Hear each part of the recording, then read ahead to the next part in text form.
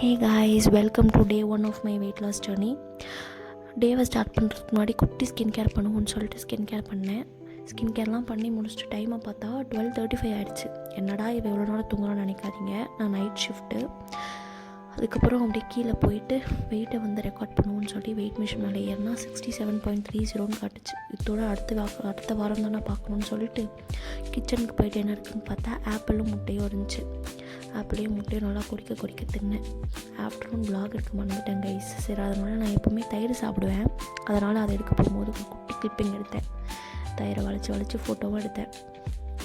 அதுக்கப்புறமா ஈவினிங் போல் டெரஸ்க்கு போயிட்டு வாக்கிங் பண்ணுவோன்னு சொல்லிட்டு டெரஸ்க்கு போனேன்.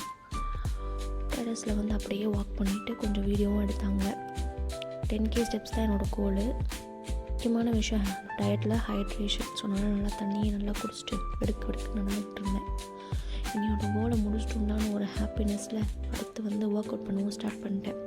ஒர்க் அவுட் வந்து 25 மினிட்ஸ் போல் பண்ணேன். பிளாங்க்ஸு, ஜம்பிங் ஜாக்ஸு, ஸ்குவாட்ஸு, அப்புறம் லெக் ரைசஸ் இதெல்லாம் பண்ணி முடிச்சுட்டு ஃப்ரெஷ்அப் ஆகிட்டு ஃப்ரூட்ஸ் இருக்கான்னு பார்த்தா ஃப்ரூட்ஸ் இல்லை. அதனால் நானும் என் ஹஸ்பண்டும் போயிட்டு ஃப்ரூட்ஸ் வாங்கிட்டு வந்தோம்.